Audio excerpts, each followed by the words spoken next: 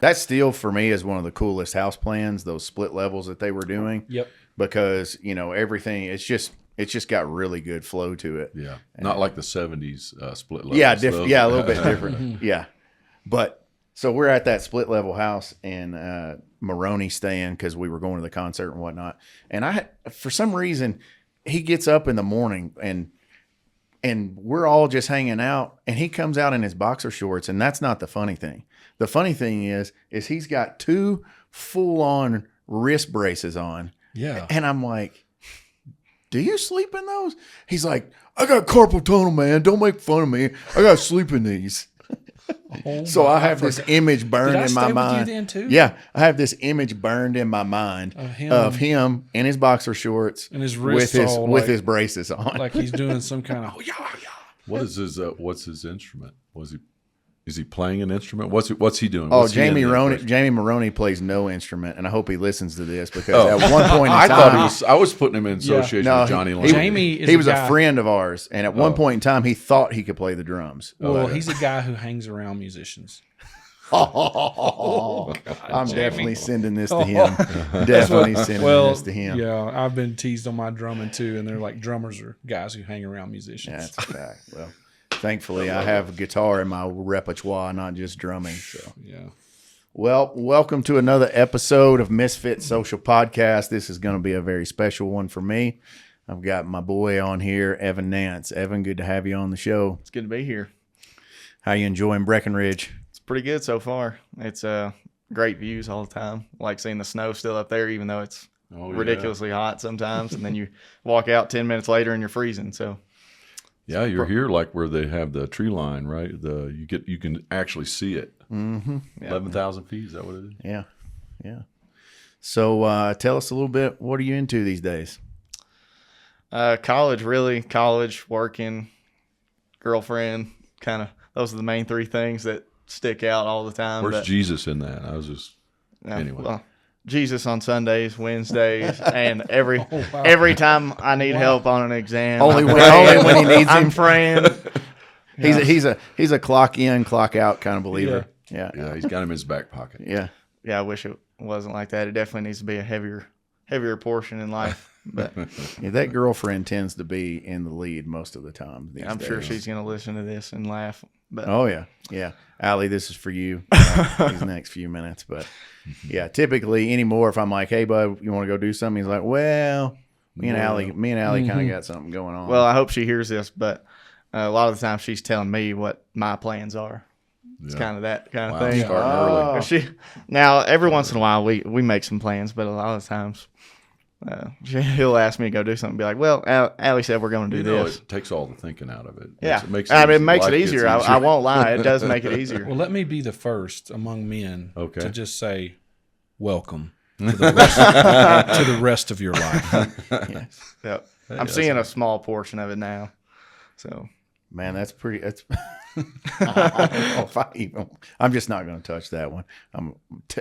Typically when I make sexual jokes, Paul won't touch it. So that joke that Royce is saying, I'm not going to touch that. I'm trying to train you in subtle ways. He's trying to mentor me. I didn't even know I let in with anything. You said, you said, look, did you say out. That? Here it goes. Here it goes.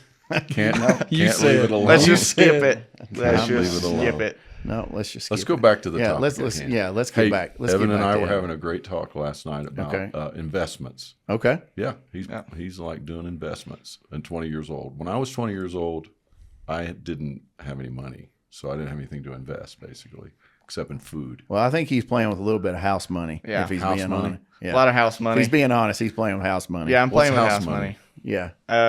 Granddad money is kind of what house money is meaning at this point. Well, you're learning though. I thought it was cool because not because of that aspect of it, but just what you're learning was pretty cool. Like, so what's kicking for you? What's doing good? Tech's been doing pretty good. Anything with keep your notes handy here. NVIDIA's been kicking butt pretty much for the past 2 years. That's pretty much been my key to success for the past 2 years. But keeping up with everything has been pretty fun. I like it. It's like watching the sports. Yeah, it's like sports betting for some people, but I like a little more security than sports betting. So that's it's kind of like a safety bet. I'm never one to take much risk when it comes to betting, so I like to keep money close. Who or what turned the light on for you to invest so young? Obviously, you're saying there's house money, but what was it that moment where you're like, yeah, I wanna start learning to do this and get invested? It was my 16th birthday. I just remember getting handed an envelope, and it had like a big list of things, and then a check with some house money. But who was it from? From my granddad. It was with the company that they do all their investments with, and that kind of kick-started my interest into putting money on the market. And since then, I've been pretty much hooked. So wow. Maybe he'll give you that Porsche, that 1984 or whatever it is. Yeah, that's always in the back pocket of wish You never list. know, Yeah. Till you ask. Yeah. Never know until you ask. I think Evan drives his Porsche that he has now more than I do. than Well, Granddad it's does. only because he asked me. I mean, the other day he texted me. He said, "I just got new tires and new battery. I need you to come drive it." And I was Yeah. like, "I'll be there at 5." I was down there in Florida one time, and those tires they were dry rotted. Yeah, He just, I mean, it just he sits there. doesn't like to change tires or do any of that. So when the time comes, it has to be done. So Yeah.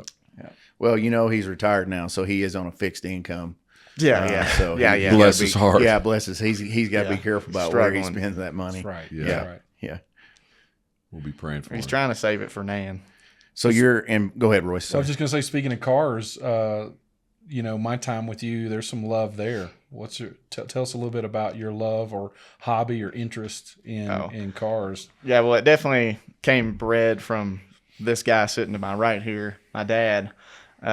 He basically not necessarily forced it on me, but it was definitely a loved force on cars, seeing as he had that old Fox body when he was my age. And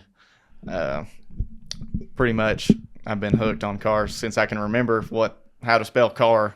It's pretty much been the surrounding main thing I've been interested in. Can you remember him putting that engine in that one in Pickerington? I don't know if he would Columbus. remember that, dude. I forgot about that. Yeah, I have no clue what I you're talking just about. hate that body style. I know you guys grew up in the 90s or whatever that was. Yeah. But I'm like, oh, that's not a Mustang. When I think you of guys riding, That love was that body that style. was a Fox body coupe, and And what was the dude's name that went to Turnpoint that worked for Jegs that built the engines? Yeah, Keith. Keith. Yeah. He helped me put that motor together. Oh, really? Yeah. He actually, bro, he was an engine builder for Jegs Wow, Racing. Nice. He knew his stuff. I forgot that he helped you with that. Yeah, he was the man for sure. Yeah. Yeah, and the car thing, I don't know if surely you remember your Hot Wheels collection. oh yeah, I mean, yeah. I was super anytime into we moved, the movies, I felt cars. like from his room we were moving more Hot Wheels Yeah. than furniture. Yeah. I had a lot of Hot Wheels, a lot of monster trucks. Loved the movie Cars. Probably watched it 1,000 times. Did Man. you get that? Did you ever drive the Fox body, or did you keep it that long? I've That never was even gone, sat in though. the Fox body. I don't think. Not that I can remember. Did you sell it? That one I sold because when the housing market crashed and we got stuck with that house, I got tight on cash. Yeah. So that car had to go. Bless you. That's And, my dream is to. Hey man, I lost Drive $100,000 that on that thing. house. You did? Yeah, you're damn right I did. Is that Yeah. 2008? Yeah. And that's, yeah. Yeah, because Wow. we built right at the peak of everything, and then it was in that new subdivision in Pickerington. Yeah. And you started hating that car out in that garage, didn't you? dude, I hated everything about that whole little segment of my life. You talk about, because each time I had bought a house up to that point, I did pretty good. Like I made probably, you'd make probably 10 to 15%. So I'm like, yes, man. And all the equity I had built up over the last decade, it all went If you away. could have somehow hung on to it through all that season, you would have done very well. Yeah, but we had moved, Yeah. and so I That was had the cash. now I have no equity in that, and I got a payment that I couldn't afford. So because now I got another payment because I moved to Madisonville, so now I'm stuck with two payments. Well, then we ended up leasing that house, and so that. we just leased it long enough to try to dump it. And as soon as I could get what I owed on it, she was gone. I was talking to you, Evan, about those Porsche rally cars. Those are pretty slick. Yeah, We were looking love at those. several pictures of those. I love watching rally. It's like cracks me up because you always hear of going over the line on F1. You'll go past the track limits, and there's pretty much no track limits other than hitting someone in rally. I mean, it's the borders are literally just people lined up on the Humans. side. Yeah, Humans. Okay, don't go off to the right here. I do not want to There's be a a kid and his spectator mother Oh, standing my right there. goodness. Yeah, the videos of those in perspective to their speed and people. Oh my Yeah. gosh, they It come flying is over the gravel my- hill, and everybody's just looking they're at flying. it passing. Yeah. Yeah.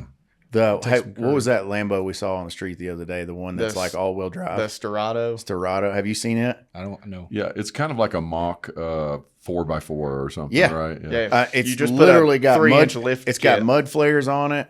It's probably 3 or 4 inches higher than what a typical one is. Yeah. Luggage rack, LED lights on the front It of looks dope, but I'm saying that's a pseudo Baja. I mean, I don't know that I'd want to be out on, it's not got enough clearance. It's Man, you'd be surprised. Yeah. There's some videos on. I mean, you're not going to go like true off-roading, but like if you were on a gravel road, or like one of those rally roads. That, Yeah, that we're those rally talking roads is are about. it pretty for smooth. Baja or what's their stated purpose for it, I wonder. I think they just brought it out to compete against what's the Porsche The version? Dakar.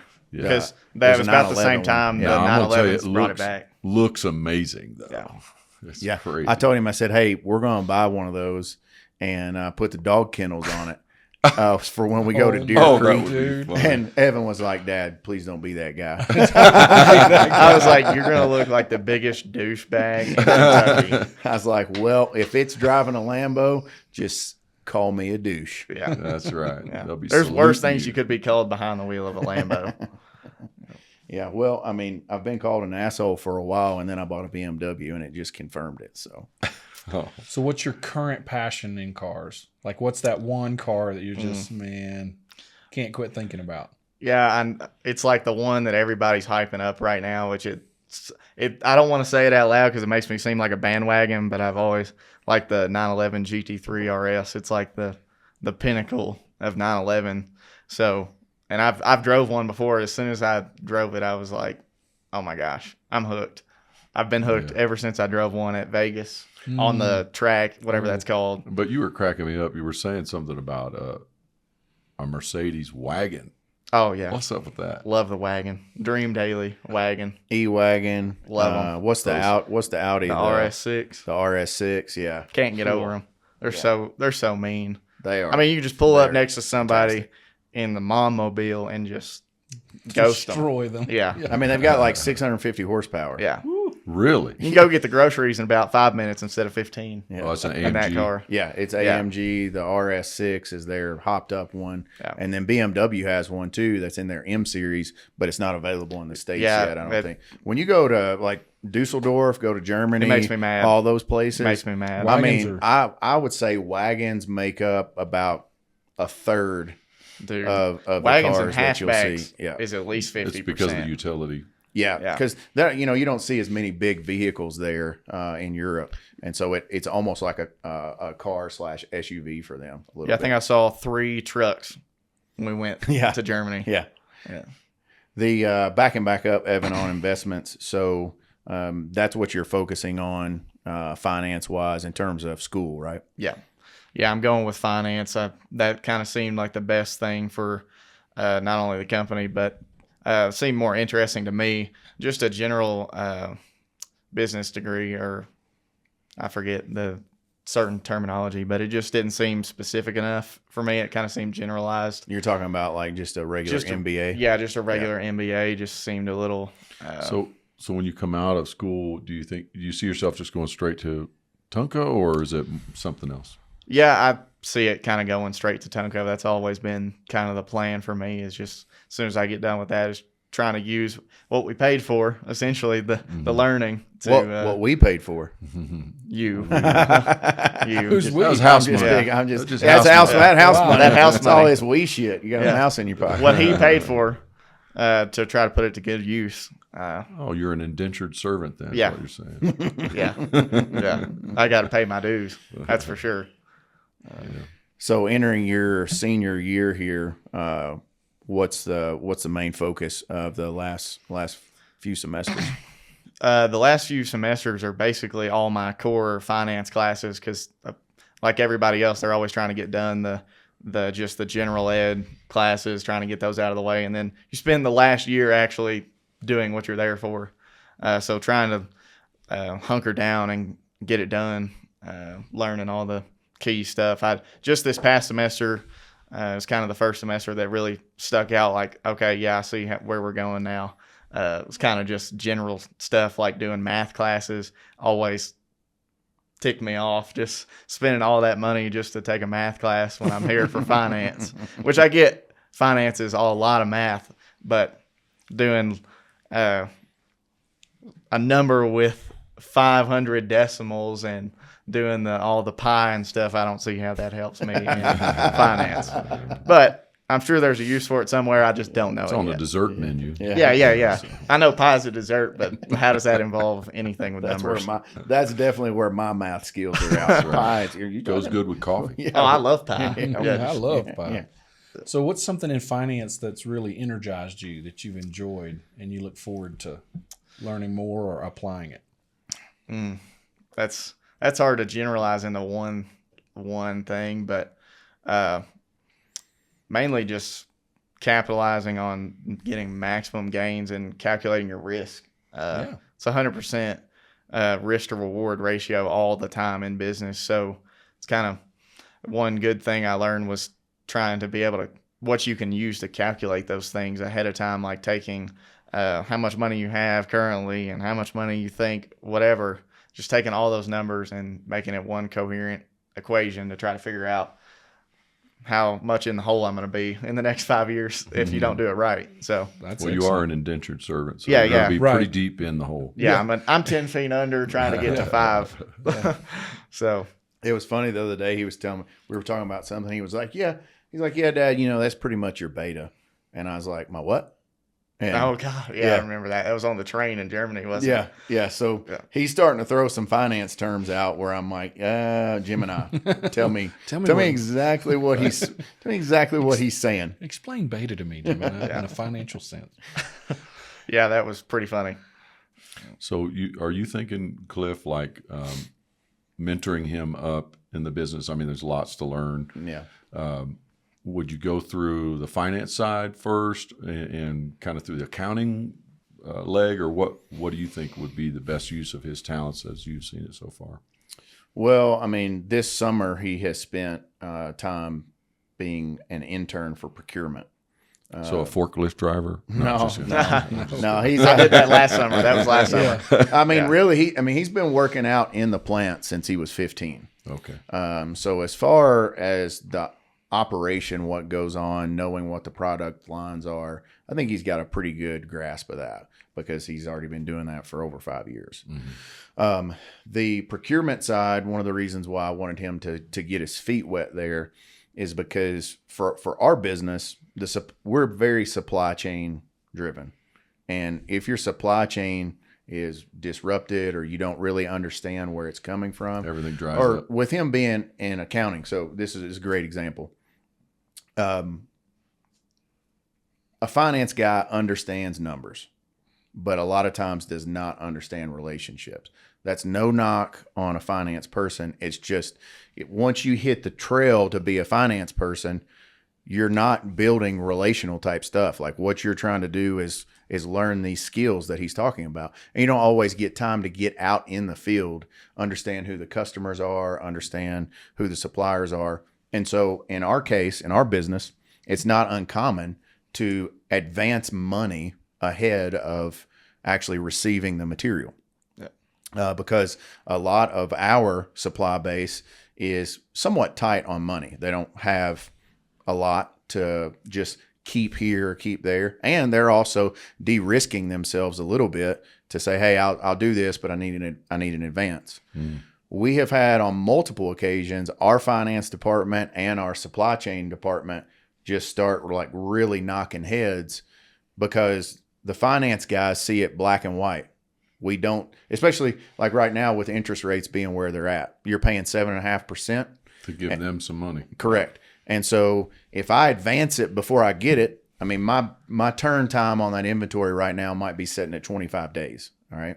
So if I could get it in and turn it, I might not even pay interest on it if I could turn it that fast. But by sending the advance, there's no guarantee when the truck is going to get there. It is guaranteed I'm going to pay interest on that money that I sent out. Right. So they'll just like butt heads. Well, the procurement guys understand that it's part of the relationship. It might even be why they got the deal. It's like a loss leader. Yeah. Yeah. So, so I felt like it was important for him to not only understand that an aspect like that going into finance, but also just how that supply chain works, and what it looks like. And then the networking, the relationships in the industry. You're not going to see them in the back office. Yeah. Yeah. So, my father started the business. He was first generation. I'm G2, Evan's G3. He's told me for a long time he wants my job. And I've always told him I'm okay with that, but that he has to earn it. But also that I don't have that expectation. So if he just at some point decides, hey, I want to go do something else, I support that as well. I mean, I don't know if he feels that way, but I don't. An idiot all of a sudden or something. If what? If he turns into an idiot all of a sudden. Yeah. But to answer your question, that's kind of the path. I think. I don't know what you want to say. Yeah, I mean it's always been the straight road. The yellow brick road's always been titled as Tungco. So, I mean, I don't necessarily have a backup plan, but I think I could think of something if something were to happen. But that's your education. Yeah, that's your backup plan. So I'd love to hear from your perspective on that, because sometimes, and this could be murky waters or whatever. So just honestly, however you feel like you'd like to answer it, but like from your perspective, that path for you, and obviously Dad saying, I release you from that. It's not an expectation. How would you describe where it just clicked for you that, yeah, I do want to follow this path. I do want your job, Dad. I'd love to hear that, I think the biggest thing as a kid is, I mean, every son always eventually idolizes their dad. Like, I want to be just like Dad. So as a kid, it was always kind of like that. I mean, he's like running Tungco, traveling all the time. I'm like, I want to be like that. But that was like from the time, I could. That was till he got to know me better. Yeah, until I could. I mean, that's till about like 10, 11. Then I start processing more about the business and stuff. And then, it's not necessarily idolizing Dad anymore. It's about learning the actual business at that point. Once it gets to that age where you can actually fathom what's going on. So I think after I kind of learned what was going on, got to know the relationship side of everything and make friends at the company and kind of learn what it was like to work there, I was kind of like, oh yeah, I'm hooked. I want to go. So ever since I pretty much knew what 2 + 2 was and what carbide was, I was wanting to be there. So I'm aware of a story that you, like Dad had said just a minute ago, Cliff. He said that you had worked in the plant since you were 15. I was made aware that you had innovated something with the furnaces and a particular thing. It was pretty cool. Like, he come up with a fresh new idea that made everything run smoother, get more done. Yeah, I don't know if we want. I don't think we want to talk about that on this pod because I don't want to. I don't have to edit it. But it was actually around some of our IP, and it was a group effort. I won't take full credit for that. In no way, shape, or form. It was definitely a group effort, but kind of just getting the ball rolling, for sure. Are you saying it's proprietary? Or proprietary, proprietary. A little bit, Easy for you to say. Yeah, but to that point, he was working out. It started last summer because he was working out in the shop. That's what I'm looking for. Is how did innovation kind of spark without going into any details we don't need to go into? And so his grandfather had already told me a couple years before. He was like, hey, there's some room for efficiency here. And I'm like, okay, I get it, but we have a director of operations. If I'm not going to go to him and make him do that. So I was like, my dad's name is Steve. I'm like, hey, Steve, just go talk to him about it. That never really came about. So he's out there working out in the plant, and he comes home one day and he was like, this is stupid. Pretty much word for word. A process that was not as efficient as it needed to be. He was like, we're doing this, and this, and we could double our efficiency, maybe triple it if we change it. And I said, okay, well, talk to the director of I told him the same thing I told my dad. I was like, I'm not jumping in on this. Because I try to not do that at any level, to just come in and play the CEO card or whatever. I was like, talk to the director of operations about it. You guys put a committee together, see what you can come up with. Yeah, and so that's how it got kicked. That's at least how I remember it getting kicked off. I think that's what you're referencing. Yeah. So, and that's like doubled. I mean, the things tripled that or you all came up quadrupled. with. Yeah. We had constant inventory that needed to be processed, and now it's processing so fast that purchasing can barely keep up with getting enough material. That's incredible. Oh, That's wow. incredible. Hey. yeah. So maybe you're not an indentured servant. Maybe you've already paid some of your dues. You know? he's paying it back. I'll take that as my value. first 10% of the way. Yeah, of he's getting it back. paying it. I still got 90% to pay back. So, I have a very pragmatic mind. I like being involved in increasing efficiency, but I have very little patience. So, like, I want it to get rolling, and I want it to get rolling right now. So, in my career, what that has meant is I've made a lot of production mistakes, because we would codify, or if we're using the widget, we would galvanize around an idea, and it would galvanize because I was the leader, and that's what I wanted. And so there wasn't enough group participation. So in the ideating part or in the discerning part, that wouldn't get enough attention, and we'd just galvanize around something. When he loved Legos as a kid, like whether it was the Death Star or what. I mean, I'm not just talking about some just little figurine thing.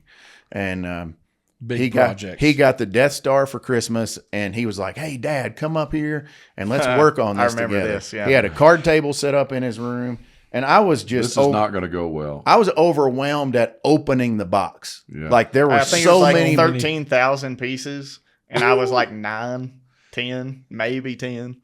Dude, there were so many different bags that, like, they break the bags up in segments that you were supposed to go You were in. getting angry just putting bags on the table. How many? My frustration wasn't getting angry, but my frustration was coming up. I'm like, this is not going to be good. The book, just the instruction book, was 2 inches thick.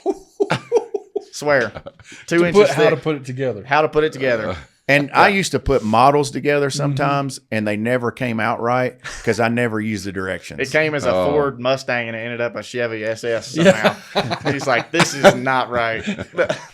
Man. So we sat down for about 5 minutes, and he's burning through this at a pretty good pace. And I just sit down and look at the amount of, I do this with puzzles too. Like, I just sat down and I'm like, yeah, no, I'm out. Before he even grabbed the piece, he's like, I can't do this. So that was our first and last attempt to work together on a Lego set. But in operations, that's the skill set. Man, those that's details, awesome. yeah. So I think, one of the lessons I learned in that moving forward is I have to give that time for him, because he's got some really good ideas, really good concepts. That's probably an area where we could bump heads in the future. So I'm going to have to be better at understanding where he's at on that. He actually, talking about the widget, he may be an inventor. We probably need to get him to do that. But yeah, it would be nice to see. So I think some of those areas where I'm weak in, or not necessarily weak, maybe I just don't even have the skill set. Yeah. I think he's the working frustration. Yeah, I think he's really, really strong in. So that could be a huge benefit for us. And even on the finance side, not just in production, like just looking at finance in a granular level, you miss things if you don't have that. That's right. Those eyes on it. Eye for detail. Yeah. And what's interesting is that piece is something that I'm a little bit more passionate about. So I think because of the passion for it, I can be a little bit more patient with that. Yeah. But some of this other stuff, especially if it involves people that are frustrating me, that's where I can get a little bit squirrely. So I try to give patience and distance to that, just so other people who are better at things than I am How did you sell your idea to the manager guy? What was that like? I mean, you have to take kind of a humble position. You're like, what, 17 or something? It was me, Kevin West, and Doug Reno. So I kind of got some measurements together and kind of played with doing a couple different things. And then we kind of sat on it for a minute. And then eventually we went to like a fab shop seeing if we could get something built. but it was going to be really expensive. So we were like, that's not going to cut it. Like the worth to how fast because we didn't know how well it was going to end up working. So we're like, is it really worth spending that much money? Because you're just trying to get to proof Yeah, of no, concept it's like, at that point. it's like paying for a hypothesis at that point. Yep. So you're like, is it really worth spending that much money? So then, That's where I would just be like, screw it, just do it. Let's Yeah. see. so I was like, And he's he's paying for his thinking college about it, right yeah. there. Yeah. So I was like, in my head, I'm like, well, we have a bunch of steel kind of laying around. Why don't we just throw some stuff together? And because it's not supposed to be perfect, it's supposed to be a prototype. We can get it perfected later.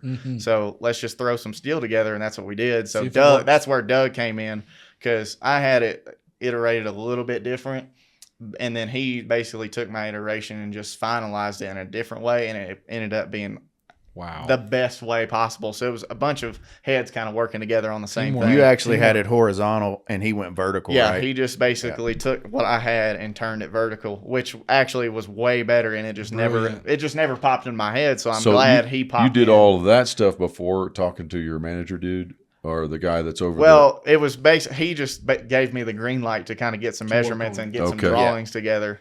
He was like, if you want to do it, go ahead, just get some. You got to do it though. And I was like, sweet, let's go. So that's basically how it came together. And then Doug finalized it and made it a reality. So it sort of sold itself once you guys put it together. 100%. Like it works, right? Yeah. He come home and he was like, Dad, the first run, he's like, if these numbers are right, we're going to triple production. Yeah, after the first run, they figured that out. Yeah, we basically got double the material in a quarter of the time. So have they rebuilt it in a prettier version? We did a couple changes. They did it. Well, I won't say we because I was not a part of it. They did a couple changes, and they have like 8, or I think they're going to 10 now, I believe. But so they've upped the number, so you can imagine doubling just with 1. So now they're doing 10. So that's a lot of material going at once. That's an amazing story, and it's a great opportunity to just plug group identity. Yeah. The best ideas come from the shared identity that we are Tungco. We solve problems. We make things better. And then you come up with brilliant ideas to get started. Someone else goes, oh my goodness, what if we did this? That's a great idea that it's not a lone wolf process to come up with the best solutions.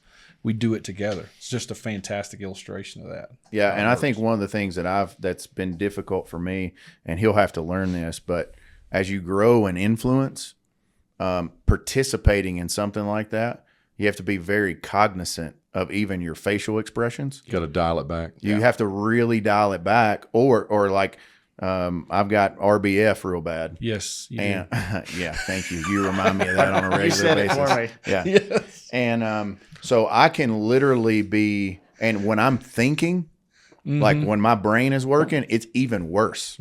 Like somebody sent me a picture the other day. Yeah. And I literally had a scowl on my face. I was like, where did you take that picture from? And they were like, you were sitting at your desk. You look like you were mad at somebody. And I was just, working on a problem. But in that situation, understanding your circle of influence is important, because if somebody's pitching you an idea and that's what you look like, they're going to interpret that you don't like it, and they might actually draw down on it, Right. or pull it back a little bit, or even worse, bring it up again. or even worse, not even say it. Right. Because that right part of our brain is reading facial expressions based on your history with them. Yeah, that's so not right. not always right. The thing I've always teased you about is like, you have this little grin, it's this little curl, and we'll get to talk deep stuff, and you'll suddenly get this curl. And you're like, what's that shit eating grin you got coming up? Well, the thing is, I've come to learn that that's your processing and liking it. But my initial read is he thinks I am an absolute idiot. Does it look a little bit like this? He's like, he wants You're me like, to just, you're like, there it is. There's that shit eating grin again. But I come to realize that's when you process, that's what comes up on your face. But I took a while to learn that, Evan. It's like on, We're in this I forget if it was Top Gun or what it was. The one guy saying the other, he's like, dude, what's wrong with your face? He's like, it's just my face, bro. I mean, just my face. It's just my face. Yeah. But to his, like, even this project, one of the reasons why I kind of encouraged him on the finance, number one, he's excellent at math. It's comfortable for him to do. But also, as the organization is growing, each time a generation takes it on, it's nowhere near what it was. Right. So like from when I took it from my dad, not only in volume have we doubled, but we've also almost doubled in dollars. So understanding what the risk is, understanding how you're using that capital and using that capital well, that's probably been my biggest. I only got my associate's degree, and so I've had to really dig in and just learn on my own, put the effort in, because I don't want to just learn by loss, right? To put the effort in, and because recycling is so in demand right now, really what's happening is your ability to have these margins that we used to have evaporated basically. And so we almost have to work as finance, like investment bankers, like you're trading. Amy mentioned on one of the pods about the index. So if you're trading silver, gold, whatever you're buying, or nickel, you can do that as like you would do a stock. You can go buy that, and you're buying against the index. And that's what I'm talking to him about as we move ahead in the future. He may be actually making money on the money, not the product, because of Nice. how the capital is going to be moving around. Where back in my dad's day, when it wasn't as high demand, recycling wasn't as sexy, he had these grand slams where he might make 4x on one container, but that ship has sailed. And it's never coming back. And then there's like the inventory side, like overproducing and overbuying, that can really wreck your finances. You're sitting too. on product. Yeah. Not able to move it. Yeah, and there's no guarantee of what there's not a normative thing that you go to that says, oh, this is the price. It's a continual You dance. can't track it It's- like you go on your phone and see Apple, whatever the stock price. Yeah, it's a continual dance. I Yeah. mean, you don't ever settle. It's just, And that's the other thing he's getting to learn right now in procurement is he's actually bought your first material, a few weeks ago? Yeah, 2 weeks ago. Yeah. Yep. And so he's getting to understand, the challenge of negotiating. And he's not just negotiating with the supplier, he's negotiating against a competitor. So sometimes back in the day when I remember you guys doing procurement, you would go online and you would see these things that were posted and you would kind of almost like bid, if I remember right, on them, right?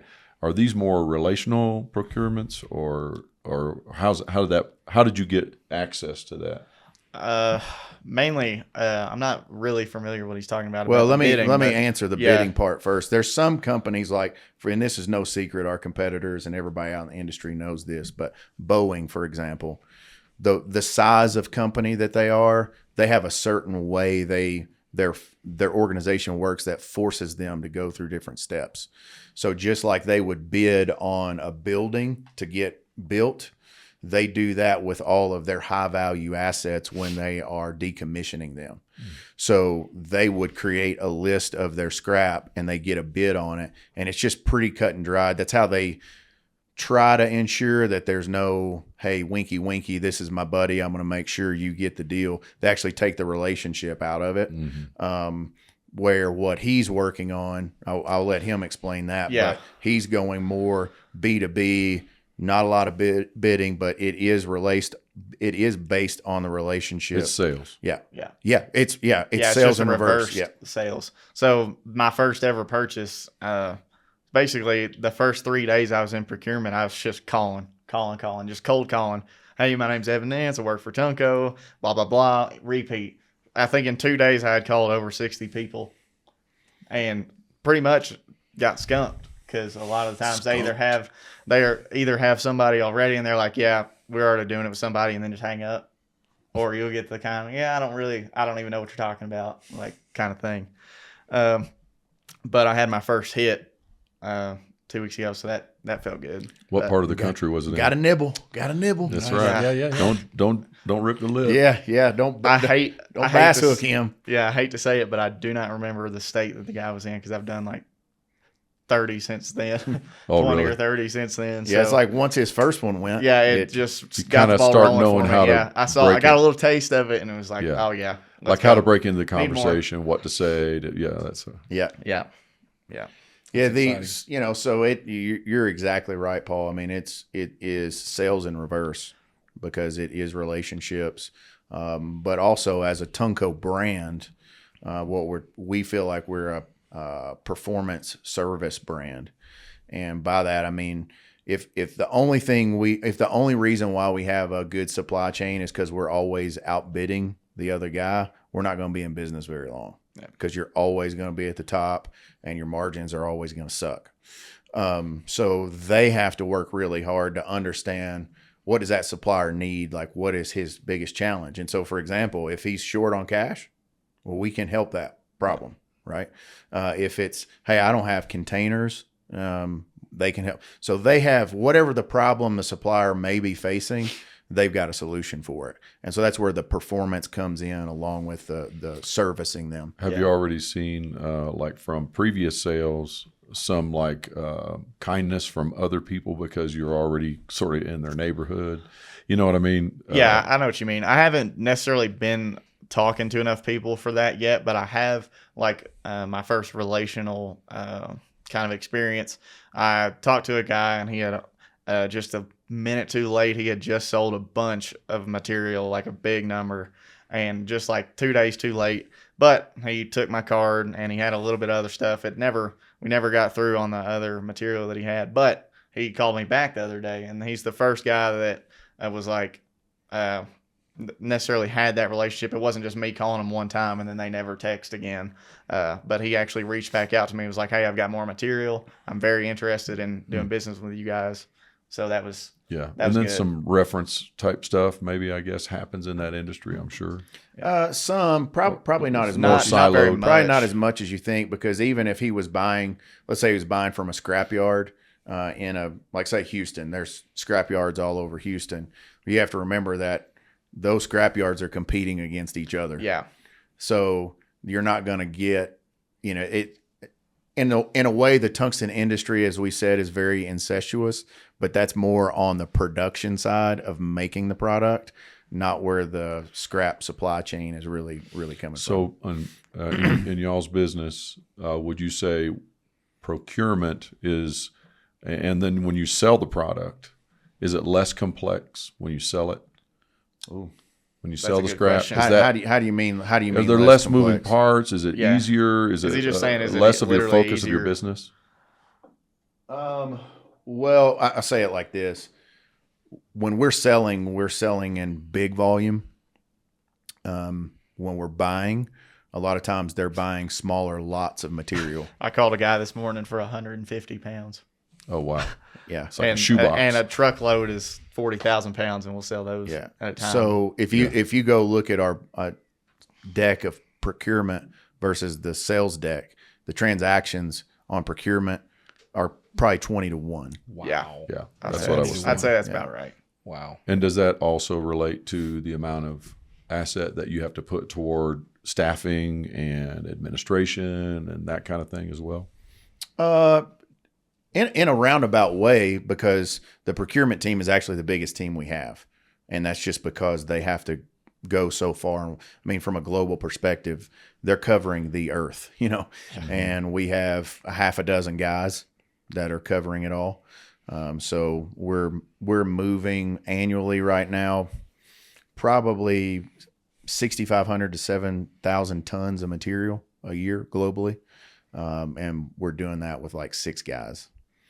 I read a book years ago called How to Be the Next CEO, and it just like these little minute chapters, and one of them was be in the line where you're affecting the inflow and the income. Oh yeah. All right. So I think it is a good place for him to be, because if you can win there, you've got everybody's respect, Yeah. Ryan Sizemore is a good example. He recently got promoted to CFO.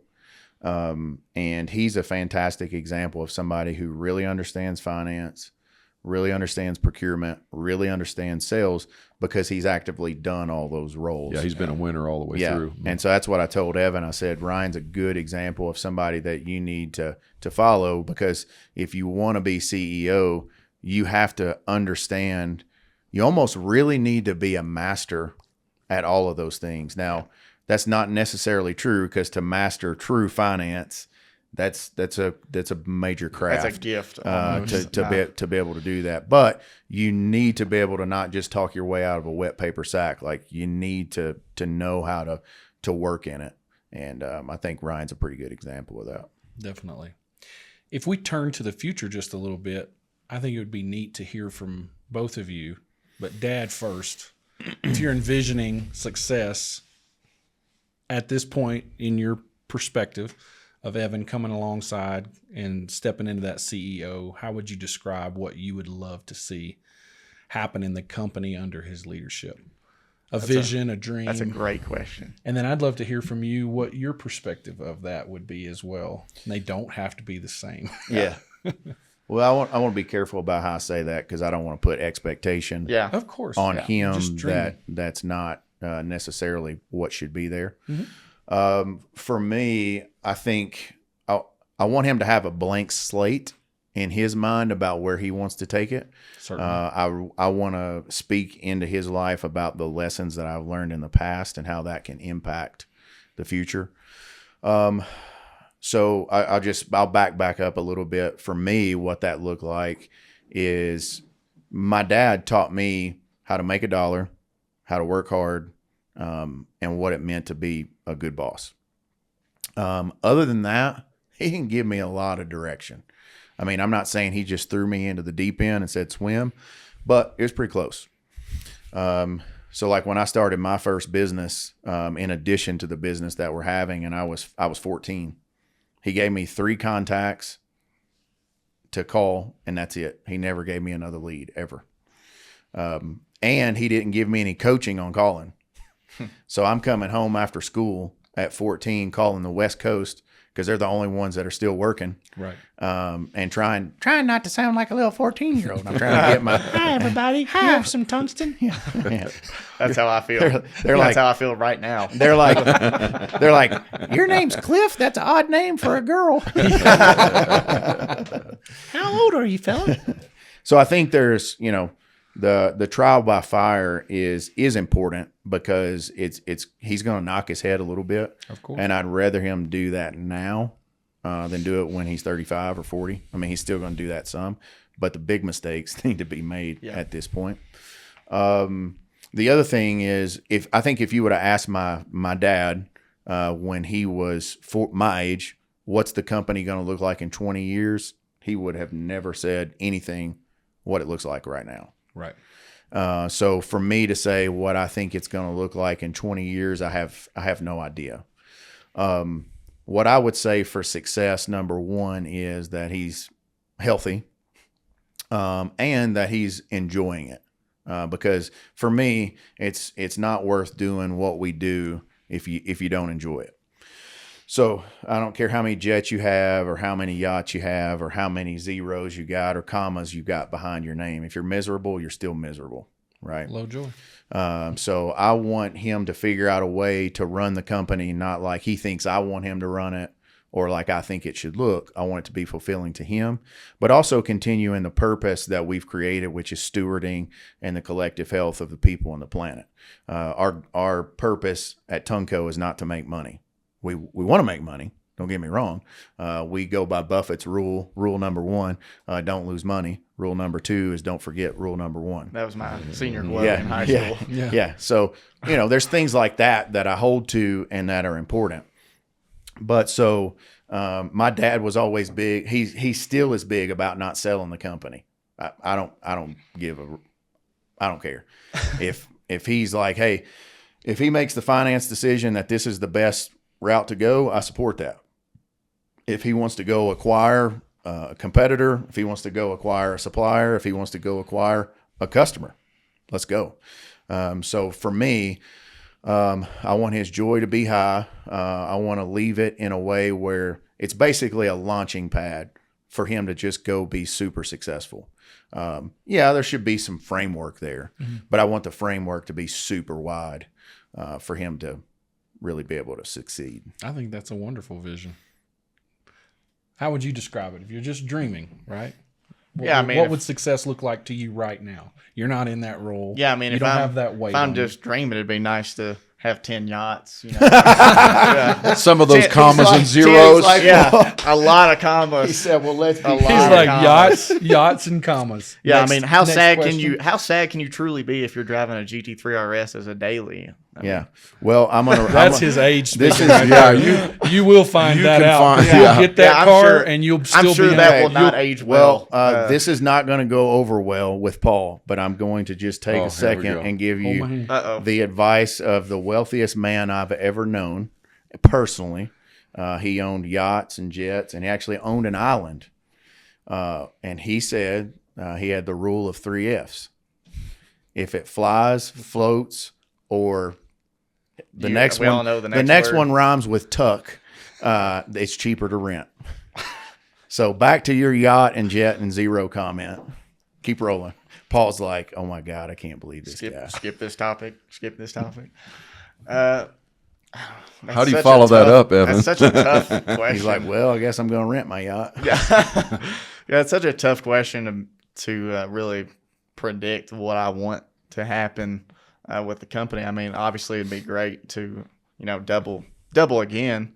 I don't necessarily think that that's possible, especially in today's market. I don't know if it'd be possible to double again, but maybe 4th generation that could be possible. I think more. I'm going to double it again before you get it. So Yeah. You go ahead. Yeah, you do that. You do that for me. That'd be nice. Yeah, that would be nice. I think the biggest thing for me is, I don't even know. I guess just revising and trying to use my finance and investing skills to maybe branch out into that. I don't necessarily have any specific goals. I've never truly thought about that question. That's a great question. he's like, well, now that I think about it, I don't even know that I want to be CEO. Yeah, I mean, now He's that you say that. since I want the zeros and the yachts, let's just sell this bitch. Yeah. Just send me a check. No, but it's awesome. You're just looking to the horizon. There's so many things we don't know, many things we can't control. But Yeah. like sometimes just from where I am, because the view always changes as you move. 100%. It does. But what little wisp of something that sounds good, sounds Yeah. ideal, sounds something that's worth aspiring to. Yeah. And I You love know- what you're saying is like, well, maybe we could double it again. Well, Yeah. I'm going to tell you, there's probably a way to double it again. Maybe the product that you're in doesn't have that much upward potential. You never know. Yeah. But you've run into several ideas, and how many business owners do we know that they weren't running one product and then they see something? It's an opportunity, Yeah, I and mean, by because then, they're in who knows? this, We might not be doing tungsten. It could be right? You something get on else. the ground Right. floor of something else, and that's fabulously profitable. Yeah. Or making money on your money. Yeah, You know what I'm exactly. saying? It's Yeah. some secondary Turning- thing. That's, turning the money that we make from the tungsten into Yeah, investment. so it's not money. unreasonable Yes. to think you could double. Yeah, Not just in the industry, but Yeah. some other way. Yeah. I mean, to that point, maybe we wouldn't be in tungsten. Maybe Tungco is sold and Tungco doesn't even exist anymore. yeah, If you look at the 50-year history of the Fortune 500 companies, it's like less than 10% are still even in existence over the last 50 years. So it's not easy. Because they've been dismantled. Because why? Acquired, bankrupt, Okay. Any of those. All of kinds the of above. all of the You above, name it. because it's a lot.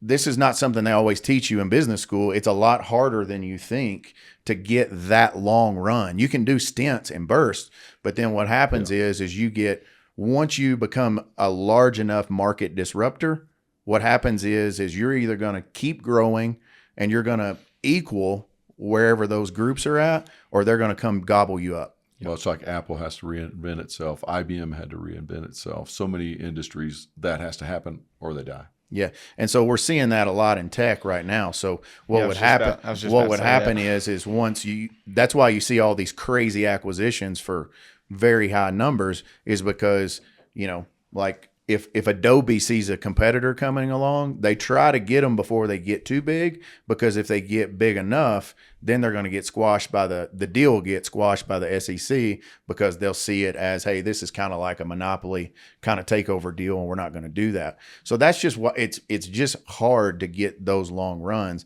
I'm not saying that Tungco won't be a thing in 20 years, but what I do think is what we're already seeing now, like I mentioned, the way he makes money for the organization is going to be vastly different than what it is today. And that will probably be the key thing that determines whether he wants that to be through an operating business, which is what we have right now, or an investment business.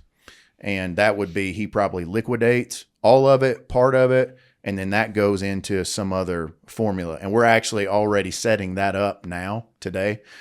So we've created a family office, and that handles all of the financing, all of the investment. That's kind of the keys that I'm going to hand him when I'm finished. Yeah, and another thing, you can correct me if I'm wrong, but I will. pretty much, yeah, I figured you would. And I figured that would go without saying, but pretty much every decade, our operations has never looked the same. Correct. So, I mean, who knows what it looks like 10 years from now? Right. So it's it's like things you can't predict. at I've that known point. you guys just over 20 years, and like even walking on the property, it's different. You know Yeah. what I mean? Yeah. The buildings are different. New buildings, Yeah. new machines. So one of my favorite stories about my dad talking about the property change is, so that property we're on now in Anton Road, when we bought it, it was about 8 acres. It had a 2,000 square foot building on it with just 4 little offices.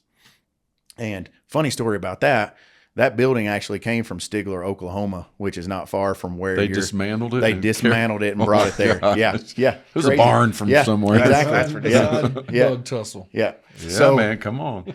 so My neighbor. the company had grown enough. I was grown enough. I was over operations, and we were just having room problems. I mean, we had racking, but the racking was janky. I couldn't get Dad to spend money on pallets, so pallets were breaking all Or the a time. forklift, huh? Or a forklift. Oh, Yeah, gosh. that's been on another Yeah. podcast. But I was like, please, just let me build one big facility. I said, I'm telling you, this is costing us so much money. We have to move stuff. You had to move a pallet to get to a pallet, and then you had to move that one to get. I was like, I'm spending time and I said, I just got to buy more fork trucks. And so he was like, all right, let's talk about building a building. Yeah, when you threw the fork truck on the table, it's like, okay, we might build a building. I played the card on him, right? So I get all the quotes for the buildings, and he actually had me build a bigger building than what I was going to build. So he taught me a little bit about, hey, if you're going to build this asset, make sure you drive your costs down. So that was a good learning lesson for me. But now I'm saying I built a square foot that he said to build. And when they're pouring the concrete pad, it just Looks massive. Yeah. This was different. When they're pouring the concrete pad, it's just a concrete pad. They start hanging that red iron, and he walks into it, and he was like, "Oh my God!" I said, "Hey, this is the building that you told me to build." Which building was it at the time? The one that the hard scrap building is now. Oh, okay, yeah. That was the first one. Yeah. Built that in 2007. So he walks in, and he was like, he said, "Son," he got serious. He said, "Son, I'm telling you right now, we will never buy enough scrap to fill this building up." And we've got 4 of them now. Yeah, and the logistics building, how much bigger is that than that building? Yeah, that you're we've talking got about? one building that's almost that big, and it's just the raw material building. Yeah, Wow. it's just random stuff just stuffed in there. Wow. Yeah. Yeah. So knowing what that, looks like, I think it is important for the different generations as they come. I actually went to a class at Harvard. It's a pay to play class on building generational wealth. And there were some people there who managed family offices. There were other people there who were like 3rd, 4th, and 5th generation.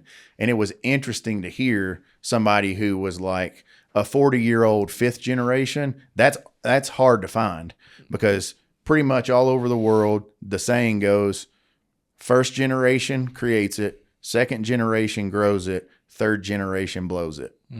And the majority of wealthy families don't make it past the 3rd generation, just because there's a lot of factors that go into that. But the first 2 have an eyesight back to what it meant to not really have a lot. And so that gives you a greater appreciation for what that risk can be and what that felt like. By the time the 3rd generation comes along, their new normal could be a yacht, could be a private jet, could be riding in a Ferrari. So that reality really gets decoupled. So to have that fifth generation continue to build the wealth is very, very difficult. And so what I learned in that class is there was probably 120 people there. They busted up into 2 different groups. And it's very important that each generation is not only just handing over wealth, but that you're handing over the capacity and the knowledge of what to do with that. Because if not, you're just setting them up for failure. And even just telling them what to do with it is not enough. No. You've got to empower them and equip them to do that. There's a level of they have to earn it in that. Correct. Yeah. And so like what my dad's done with him on the investing piece, you know, a lot of people aren't going to get that opportunity, right? And as far as I know, Dad's not told him what the end result of that money is going to be. Right now, it's just monopoly money because it's his granddad's and he's just investing it. Yeah. So, but it's a critical lesson that he's learning now. I mean, the return on your portfolio from where you started it, what percentage are you up right now? I think today is like 150%. From the initial investment when he was 16. 3 years ago. Yeah. So it's just, you know, that's, you can't put a price on having that kind of experience. So I think as long as we're willing to teach our kids that at whatever capacity we have, not everybody has that capacity to do that like my dad did for him. But just like when we had Barry on the other day and he was talking about taking risk and taking a chance, somewhere you're going to do that. And then the understanding of what that means and passing that on to the next generation is critical. Absolutely. For their success, really. I'll never forget when I was first investing. It's like the funniest story about which ones I chose. Oh, that yeah. You were like, absolutely not. The first thing I told him is that if it stocks and I tell you what to do with it, do the opposite. Yeah, and so that's what I did. So, but tell him which one it was. So I think it was Nvidia and now Meta. But so he was down on Nvidia. Oh, he was like, I think that's a terrible idea. I need to hear that. Because wait, so that was story. Yeah, you will never sell enough scrap to fill that yeah. You'll never make enough off that. We're all going to have those spots. That's we true. all have them. That's true. Yeah. So actually, the one that he told me was probably a good idea. Target has actually lost me. Never made me a dime. Actually lost me money over. Nice. Yeah. So the story behind Meta was at the time I was playing a lot of VR games and stuff, and I had kind of tracked on to what Facebook was trying to do and where they were trying to go. Because obviously VR and the metaverse and all that has kind of taken off. Just even in businesses, they're starting to use it on a regular. I know architectures and stuff, they're trying to be able to basically where you can virtually walk through the building to know whether you like, oh, yeah, I want to change that. And they'll just drag it over. Be like, oh, yeah, let's move that bed over here. And they'll just pull the trigger and it'll move. Stuff like that. So that's what I was kind of going for there, was trying to hit that bump, which I did. And then on Nvidia, what was Meta at the time? I mean, it was pretty low. It was at they had been on. It was at 130, and today I think it's over 700. Oh wow! Nvidia actually, that was like they had tanked when COVID hit, because if you remember, all those chip shortages for the cars and stuff, they literally couldn't sell cars because they didn't have the chips for them. So they'd have the car, but without those chips, they couldn't run the vehicles or legally sell them. I don't know what the rule was there, but they were having a hard time with it. And so I had tracked all that and was like, at some point, they're going to have to make up for it. I mean, COVID's not going to be as crazy as it is forever. So I hit that jump and I bought it at 167 or something. And they just did a split. They ran to 1,000. They went up to 1,500 and then split down. They split at like 1,400. They did a 10-to-1 10-to-1 split. Wow. And that now, more than made up for your target. Yeah, more than made up for it. Yeah, way more than made up for it.